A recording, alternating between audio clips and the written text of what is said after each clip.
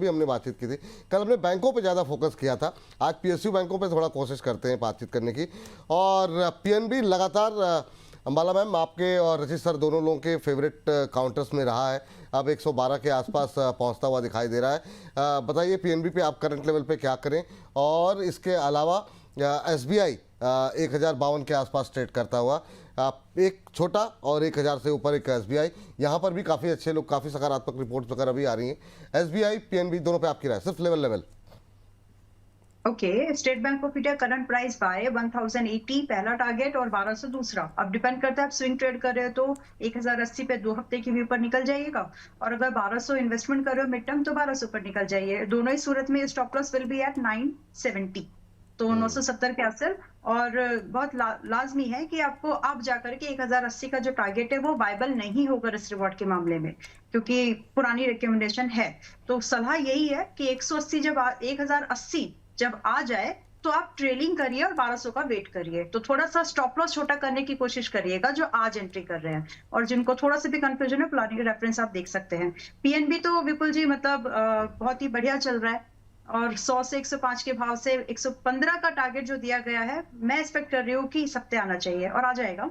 तो जिनके पास है बने रहिए, जिन्होंने नहीं खरीदा है, आप स्विंग ट्रेड का मौका था वो निकल गया आपके हाथ से।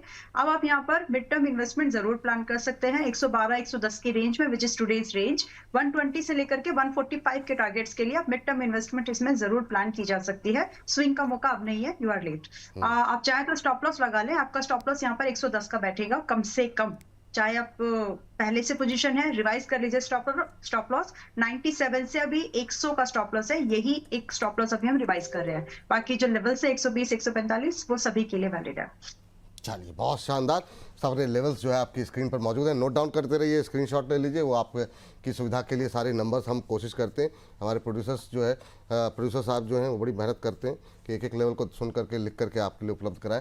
सर जरा कैनरा बैंक और जेएनके बैंक, ये दो बैंक आप PSUs के लीजिए। जेएनके बैंक क्या शानदार रैली देखने को मिल रही है, कंटिन्यूसली चल रहा है, पर 200 के नज़दीक नहीं जा पा रहा है, 200 क्रॉस नहीं कर पा रहा। क्या वो लेवल्स हमको एक्सपेक्टेशन हमारी रखनी चाहिए या नहीं रखनी चाहिए, और नई खरीदारी की कहाँ पर गुंजाइश है? सर देखिए, बिल्कुल एक्सपेक्टेशंस तो रखनी ही चाहिए। जिस तरीके से पोजीशन है 192 और 192 के बाद 202 204 लेवल जाते हुए दिखेंगे। जिनके पास पोजीशन है बने रहे, जिनके पास नहीं है उनको क्या करना चाहिए? आप एक काम करें, अभी 185 चल रहा है, यहाँ पे अपनी खरीदारी चालू करें, और आपको 174 रुपए तक आता हुआ दिखे तो अपनी खरीदारी कंटिन्यूस करके रखिएगा। ये अब ट्रेंड में और आपको जाता हुआ दिखेगा, कोई भी परेशानी वाली बात नहीं लग रही है। और अगर आप स्टॉप लॉस चाहें कि अगर आप इसमें बहुत ज्यादा समय नहीं देना चाह रहे हैं, स्टॉप लॉस थोड़ा सा डीप डाउन है, इतने मूवमेंट के बाद वही ग्रेजुअली होता हुआ दिखता है। 158 लेवल्स का आएगा, उसके ऊपर जब तक मेंटेन कर रहा है, ये जो 204 और 202 के भी आपको लेवल सुझाए गए हैं, ये बहुत नियर टर्म के हैं। इसके बाद और अप मूव आपको देखने को मिल सकता है। कैन बैंक की बात कर लेते हैं। कैन बैंक बिल्कुल टेपिड बिहेवियर कर रहा है, और ये टेपिड बिहेवियर मैं सबको याद दिलाना चाहूंगा कि पीएनबी जब 98 96 लेवल्स और ऐसा मूवमेंट कर रहा था और टेपिड बिहेवियर कर रहा था, तो हमने कहा था थोड़ा सा टाइम स्पेंड करना पड़ सकता है, बट मोमेंटम जरूर आएगा। Industries history Canara bank limit में यही बोलूंगा। एक हल्का सा सप्लाई पॉइंट है 132 ऑड लेवल से, जैसे ही उसको क्रॉस करेगा सबसे पहले आपको 144 के बाद 164 ये नियर टर्म टारगेट्स हैं। आपके पोजीशन है बना के रखें, नहीं है यहां पे उसी कंडीशन में खरीदिएगा कि पेशेंटली वेट कर सके। अगर उतना पेशेंस नहीं है तो ब्रेकआउट आ जाए 132 रुपए के ऊपर, तब खरीद लीजिए। हाँ चलिए, ये बात यहाँ पर निकल करके आई है। चलिए आगे बढ़ते हैं सर। साउथ इंडियन बैंक ले लीजिए, बैंक ऑफ महाराष्ट्र ले लीजिए, दो बैंक आपके पास मिड कैप PSU बैंकों के, क्या करना चाहिए? साउथ इंडियन बैंक ने भी अच्छा प्रदर्शन किया सर। बैंक ऑफ महाराष्ट्र को लेकर के काफ़ी लोग पॉजिटिव है, फंडामेंटल्स को लेकर के इसके, लेकिन चला नहीं है सर। ये एक महीने में 9% का निगेटिव रिटर्न दिया है। इन दोनों पे प्रदीप सर आपकी राय? प्रदीप सर आवाज़ मिल रही है आपको? जी देखिए, बैंक ऑफ महाराष्ट्र को लेकर अगर हम बात करेंगे तो विपुल जी हमें जाना पड़ेगा एक बार 2007-8 के आसपास। अच्छा, मुझे 2007-8 के लगा आपने आसपास कहा कि जिस अब तरीके जाना से पड़ेगा महाराष्ट्र। जी सर बताइए। जी, जिस तरीके से टॉप बनाया था ऑलमोस्ट 94 95 के आसपास मंथली चार्ट पे, उसके बाद हमने 2-3 हफ्ता पहले जब एड्रेस कर रहे थे पर्टिकुलर बैंक को, हमने यही पॉइंट हाईलाइट किया था कि अगर बैंक 94 95 एंड अबव सस्टेन नहीं हो पाता है वीकली चार्ट पे एटलीस्ट, तो स्टॉक्स पे आपको मूव आते हुए नहीं दिखाई देंगे, और सेम लेवल से प्रॉफिट बुकिंग देखने को मिल रहा है। 81 के आसपास का प्राइस है।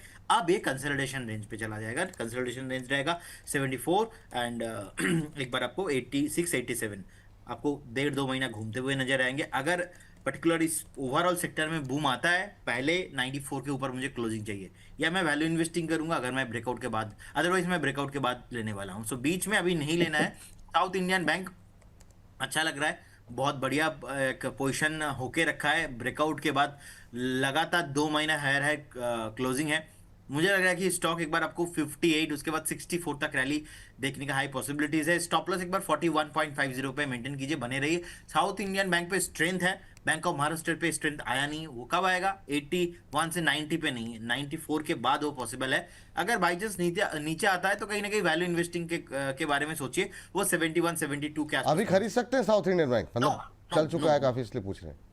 नो अभी नहीं। हाँ, कहाँ पे खरीदें नीचे आने पे? 71 72 is a value zone, otherwise 94 नहीं, है। साउथ इंडियन बैंक कह रहे हैं sir, South Indian Bank. South Indian Bank Vipul ji अभी भी अट्रैक्टिव जोन पे लग रहा है। अभी एक डीप 45 से 46 कभी भी मिलने पे हम बाय करके जा सकते हैं। 41.5 के आसपास का एक स्टॉप लॉस, 58 64 का दोनों टारगेट। ठीक है, साउथ इंडियन बैंक थोड़ा नीचे आ जाए तो भी खरीद सकते हैं। अगर रिस्क लेना चाहे तो ले सकते हैं ना, अगर 1 रुपये, कोई अगर 1 रुपये का रिस्क लेना चाहे तो, मतलब अगर उतना रिस्क लेना है तो मैंने आई थिंक 2 कॉल दिया है, उसमें रिस्क लीजिए। बाकी ट्रेड तो बढ़िया है, इसमें कोई प्रॉब्लम नहीं। चल ठीक है, आगे बढ़ते हैं जरा फटाफट सर। अरे सर, आगे बढ़ने से पहले प्रदीप सर जरा एक एरिस इंफ्रा देख लीजिए। एक दर्शक की टिप्पणी आई है, कह रहे हैं कि सर क्या देखिए इसमें बहुत तेजी के साथ ब्रेकआउट आ रहा है, तो देख लीजिए, मतलब थोड़ा प्रेशर ज़्यादा बना हुआ है, तो एक बार क्या व्यू है, क्योंकि बहुत सारी टिप्पणियाँ उनकी आ गई। 3.5% के आसपास की तेजी, 119 के आसपास का लेवल। एरिस इंफ्रा पिछले 5 दिन में 10% चला। यही 118 वाला ना विपुल जी? हाँ सर, बिल्कुल बिल्कुल। नहीं, यहाँ पे बाई करने का सलाह नहीं रहेगा। लगातार एक सेलिंग प्रेशर, और ऑलरेडी जो बाउंस देखने को मिल रहा है, that's called dead cat bounce. ये ट्रैपिंग हो सकता है, एक बार एग्जिट करने होने का ही सलाह रहेगा, और अगर किसी के पास नहीं है तो अभी बाई करने का सलाह नहीं रहेगा इसमें। चलिए, ये बात यहाँ पर निकल करके आई है। और इस बीच जरा फटाफट जो है डिफेंस पे आ जाते हैं। एचएल पे मैम, अंबाला मैम, जरा फटाफट देखिए कि अभी करंट लेवल पे क्या किया जा सकता है। हमारे एक दर्शक है, उन्होंने 4400 की कॉल भी ले रखी है। मतलब वैसे जो लोग कैश में होल्ड करके बैठे हुए हैं शांति के साथ, उनको एचएल में क्या करना चाहिए, और साथ ही साथ अपोलो माइक्रो भी ले लीजिएगा जी। जिन्होंने लेके रखा हुआ है प्लीज होल्ड करिए, होल्ड इट टाइट, ऐसे ही बोल सकती हूँ मैं। और बिल्कुल नॉइज आता है तो साइड करो, क्योंकि ये मौका एचएएल में बहुत बड़े डिक्लाइन, बहुत बड़े कंसोलिडेशन फेज के बाद आया है। Try to understand. अगले समय में आपको 5200, 6000, और अगर आप 3 साल वाली बात कर रहे हो तो बहुत काफी बड़े टारगेट्स, एग्रेसिव मूवमेंट आपको दिख जाएगी यहाँ पर। So it is something that you can really keep in your portfolio. आज की डेट में आज के भाव पर भी खरीद के रख सकते हैं। तो आज खरीदना है कि नहीं? हाँ। और दूसरा आपने सवाल पूछा था अपोलो, और जिन्होंने 4400 की कॉल ले रखी है, अगर आप रोल ओवर कर सकते हैं नेक्स्ट मंथ के लिए, ज्यादा बेटर आइडिया होगा। नेक्स्ट मंथ में आप इसमें 4600 रुपए की एक्सपेक्टेशन के साथ इसको रोल ओवर कर लीजिए, यानी इसको काट देख लीजिए अगर आप कर पाए तो, क्योंकि समय कम है। स्टॉक जो आपका प्राइस है चार्ट पर घूमेगा, लेकिन ऑप्शंस की वजह से वो शायद उतना मूवमेंट आपको प्राइस आपके स्ट्राइक पर ना दे पाए। अगले महीने में अगर आपने इसको रोल ओवर कर लिया तो मूवमेंट आपको मिल जाएगी अच्छी सी। Then Apollo Micro, right? जी मैम, अपोलो माइक्रो जी। तो अपोलो माइक्रो में कोई बाय का व्यू नहीं है अभी, एंड थैंक गॉड प्राइस वैसे ही चल रहा है जैसे हम लोग एनालाइज कर रहे हैं, किया है। 370 के आसपास रिव्यू करेंगे, बाय करना है या नहीं ये डिसाइड करने के लिए, दोबारा बाय करना है या नहीं। और मैं 405 रुपए के आसपास ऑलरेडी बता चुकी थी, यहाँ से आपको एग्जिट लेना चाहिए। फिलहाल 370 पर तो मैं बिल्कुल वेट कर रही हूँ, और वहां पर एक बार रिव्यू करेंगे व्हाट टू डू नेक्स्ट। और अगर आपका नजरिया 2 महीने से कम का है, you should think again, exit लेना चाहिए आपको मेरे हिसाब से तो 2 महीने में, क्योंकि स्टॉक आपका 405 410 ही रहेगा, इससे ऊपर नहीं जा रहा है। चलिए ठीक, ये बात यहाँ पर निकल करके आई है। सर एक तो डिफेंस में आप ले लीजिए BEL अपना जो है नहीं चल रहा है, काफ़ी टाइम से नहीं चल रहा। आइडिया फोर्स ले लीजिए, और इसके साथ एक पावर, अदानी पावर आप ले लीजिए। इन तीनों पे बहुत त्वरित गति से कवरेज कर लेते हैं सर। सर BEL देखिए रिसेंट टाइम्स में मोमेंटम किया था, बट हम तब भी ये बात कर रहे थे कि एक रेंज में है। अभी ये शांति से बैठा है, अभी कुछ नहीं कर रहा। 424 430 हायर एंड पे जा रहा है, और लोअर एंड पे आप देखें तो कहीं ना कहीं 398 के आसपास सपोर्ट ले रहा है। इसको थोड़ा सा टाइम दे दीजिए, एक मोमेंटम के बाद यहाँ कंसोलिडेट कर रहा है, बट कोई प्रॉब्लम वाली बात नहीं है। जैसे ही चलेगा, अब आपको क्लियर केस तैयारी करता हुआ दिखेगा 500 प्लस लेवल्स पे। जिनके पास पोजीशन है बनाए रखें, नहीं है और समय दे सकते हैं तो बनाइएगा जरूर। एक अच्छा अपमूव कैंडिडेट बनता हुआ दिख रहा है। आइडिया फोर्स टेक्नोलॉजीज 848 लेवल्स पे चल रहा है। कहीं ना कहीं आप इसमें देखें कि लोअर लेवल पे 800 ऑड लेवल्स पे सपोर्ट ले रहा है। अब इसका ट्रेंड थोड़ा सा, अब इसका जो प्राइस पॉइंट है वो थोड़ा सा चेंज हो गया है। जब तक आपको ये कंफर्टेबली 800 ऑड लेवल्स के ऊपर मेंटेन करता हुआ दिख रहा है, क्लियर केस तैयारी करता हुआ दिख रहा है 1040 और 1040 के बाद कंफर्टेबली आपको 1100 रुपए तक भी जाता हुआ दिखेगा। न्यू एज डिफेंस में अभी भी बहुत ज्यादा पोटेंसी है। अब बात आ जाती है इसकी स्टॉप लॉस की। अगर इस कमेंट्री के बाद आपको स्टॉप लॉस लगाना चाह रहे हैं तो 798 का होगा। और जिन भी लोगों ने 500 535 पे, जब हमने इसमें रिसेंट टाइम्स में कवरेज वापस से इनिशिएट किया था, ले रखा है, आप कुछ मत करिए, बने रहिए, हायर लेवल पे देखेंगे कि हमें करना क्या है। सर आइडिया फोर्ज, BEL और थर्ड कौन सा था? Adani power. Sir Adani power मैं नहीं बुलिश हो पा रहा हूँ। ये बार बार ऊपर का अटेम्प्ट जरूर कर रहा है, but I don't have any good positive directional idea behind this stock. मैं हायर लेवल पे इसमें से एग्जिट अपॉर्चुनिटी ही ढूंढूंगा। ठीक सर, यहाँ से एग्जिट अपॉर्चुनिटी ढूंढने की कोशिश कर रहे हैं रचित सर। लेकिन अगले जो 3 शेयर हैं जो जा रहे हैं प्रदीप सर के हिस्से में, ये वो है पारस डिफेंस, हिंदुस्तान कॉपर सर जिस पे जरा 2 पे, और BDL। ये 2 डिफेंस, एक मेटल पे आपकी राय क्या होगी अभी करंट लेवल पे? जी विपुल जी, देखिए हिंदुस्तान कॉपर में अट्रैक्टिव लग रहा है। लास्ट आप देखिए 5 10 15 मिनट से भी एक बाइंग देखने को मिल रहा है। एक्चुअल में देखा जाए तो ओवरऑल कॉपर स्टील में मुझे लग रहा है कि टेम्पोररी एक बेस बन चुका है, और यहाँ से एक मूव मोटा मोटा आपको 496, उसके बाद आपको 515 तक शॉर्ट टाइम में आते हुए दिखाई देने का हाई पॉसिबिलिटीज है। बने रहने का सलाह रहेगा। ओवरऑल एक वीकली चार्ट में भी मुझे लग रहा है कि कहीं ना कहीं एक डबल बॉटम बनाने का कोशिश यहाँ पे करने का हाई पॉसिबिलिटीज है। एंड बिल्कुल यहाँ पे बाई करके एक हम थोड़ा सा, अगर किसी को रिस्क लेना है हम लेके जा सकते हैं। यहाँ पे एक स्टॉप लॉस जो होगा 466 के लेवल पे, छोटा सा स्टॉप लॉस, क्योंकि 466 टूटने पे आपको फिर से 385 तक एक डाउन साइड दिखने का हाई पॉसिबिलिटीज है। वो सेकेंड फेज में पॉसिबिलिटीज है, एक वो एक रिस्क है। लेकिन ये जो रैली एक मिल रहा है, मुझे लग रहा है कि रैली में एक बार आपको 515 उसके बाद 540 तक छोटा सा एक स्टॉप लॉस में लगा के आप मेंटेन करके जा सकते हैं। सेकंड सर पारस डिफेंस, जब तक स्टॉक 1050 एंड 1000 के आसपास नहीं आया था हम बाई बिल्कुल नहीं करेंगे।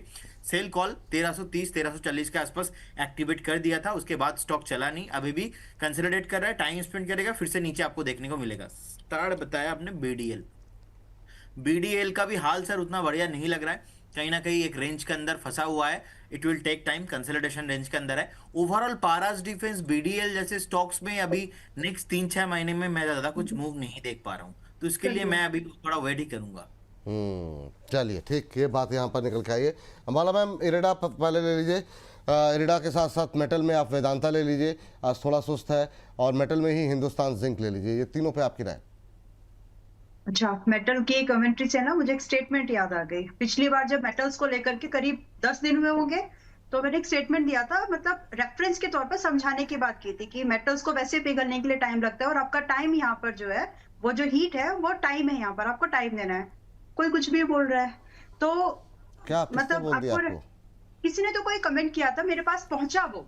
अच्छा, कि मतलब मेरे पास से generally I don't see this, लेकिन मेटल पर मेरी टीम भी चेक करती है, तो उन्होंने बोला कि मैम आपने जो बोला था कि लोग इस तरह से बोल रहे हैं कि जो टाइम है, मतलब टाइम कब से गर्माहट हो गया या फिर हीट हो गई।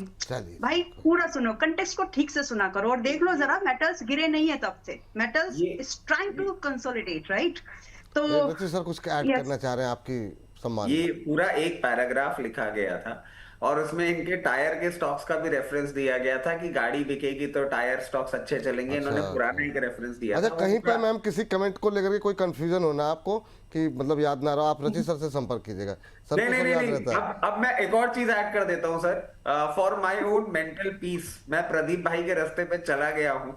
अब मैंने भी कमेंट्स पढ़ना बिल्कुल बंद कर दिया है। आपको जो लिखना है आप वो लिखो, आपको जैसे लिखना है वैसे लिखो।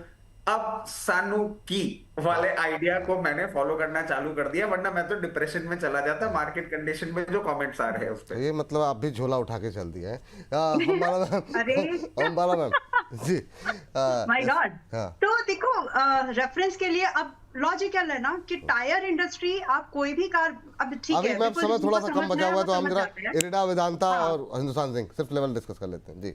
ठीक है, लेकिन फिर भी मैं थोड़ा सा, अब ठीक है चलो जाने दो। मैम दोपहर में फिर वेदांता जुड़ेंगे, वहां पे अरमान पूरे कर लेंगे, वहां पे आप बोल दीजिएगा सब कुछ। ना ना, क्या बुरी चीजों को क्या वो करना है, लेट इट बी। जानिए, 260 चल रहा है अभी और यहाँ से 235 के स्टॉप लॉस के साथ वेदांता लिमिटेड में एंट्री की जा सकती है। 350 का टारगेट, इससे पहले बुकिंग नहीं करनी चाहिए। और जिनके पास 290, 300, 305 इस प्राइस पॉइंट के पास भी आपकी एंट्री है। Try to buy little more, अगर क्योंकि ये डिस्कस हुआ था कि अगर हो सके तो 235 के एसएल के साथ थोड़ा बहुत ऐड कर लो, यहाँ पर एग्जिट अच्छा मिल सकता है, प्रॉफिटेबल एग्जिट मिल सकता है। देन वेदांता को दूसरा, वेदांता ऑयल एंड गैस, नहीं वेदांता, नहीं इरेडा था, इरेडा सॉरी, इरेडा था। तो इरेडा विपुल जी, इरेडा भी चल नहीं रहा है तो इसमें मेरी क्या गलती है, चलेगा। अब आपको स्टॉप लॉस देखो, स्टॉप लॉस से ज्यादा, टारगेट से बड़ा तो कुछ नहीं मिलता ना। तो आप यहाँ पर अपने स्टॉप लॉस के साथ बने रहो, टारगेट आए या स्टॉप लॉस आए तब तो आप निकलें। इस बीच में मैं कोई आपको अपडेट दूं तब तो आप कोई मॉडिफिकेशन करें, लेकिन जो चीज आपने सुन लिया और उसके हिसाब से वो पट गई, आपको समझ में आ गई, तो उसके बाद उस पर स्टिक रहो ना, बीच में क्यों परेशान होना है। तो सेम व्यू है, ये स्टॉक चलने के लिए समय मांग रहे हैं आपसे, आपके पास समय है तो इन स्टॉक्स की बात कर रही है अपने आप से, अदरवाइज इनको साइडलाइन कर दीजिए। दूसरे काउंटर्स हैं जहां पर मोमेंटम होगा, लेकिन ये स्टॉक भर भर के टाइम मांग रहे हैं, है आपके पास तो आज भी आप 110 के स्टॉप लॉस के साथ इसमें बने रह जाइए। और अगर आपकी बाइंग 140 के ऊपर की है, थोड़ा बहुत ऐड करने की कोशिश करो, क्योंकि यहाँ से जो टारगेट मैं देख पा रही हूँ वो 150 से 170 के होंगे। चलिए ये बात निकल करके आइए। मैम इरिडा, हिंदुस्तान जिंक हो गया ना, नहीं हुआ?